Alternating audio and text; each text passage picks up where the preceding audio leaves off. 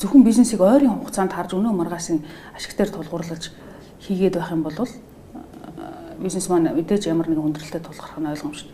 Тэгэхээр одоо манай бизнесмэнүүд түрүүчээсээ ямар хандлах ажиглагдж байна гэхээр эхний ээлжинд бол за хүн болгоны хувьд бол ашигаа яаж өсгөх вэ, зардлаа яаж бууруулах вэ гэдэг бол байна тийм. Энэ бол ойрын хэтэрхий ойрын одоо хараа юм шиг. Цаашлаад бол компани яаж одоо өсөж томруулах вэ? Гадны зах зээл дээр яаж гарах, хөрөнгө оруулалт яаж татах вэ гэдэг бас нэг дунд түвшний зорилт баг шүү.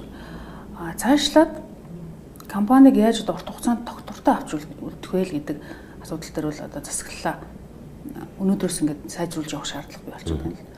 Тэгэхээр одоо миний одоо өөр юм бодож байгаагаар бол нэгэнт компаниг өдий зэрэгтэй болгосон бизнесмен өөрөө байгаа нөхцөлд яг одоо өөрөө компани удирдах яваа энэ цаг үе дээр л засаглалынхаа асуудлыг сайн ярьж, сайн бүтцээ бий болгож авахгүй бол одоо 2 дугаар үе, 3 дугаар үе, дараагийн үеуд дээр бол компаниуд одоо олон жишээл байна л да, хүнд байдалд ордог, засаглалын хямралд ордог.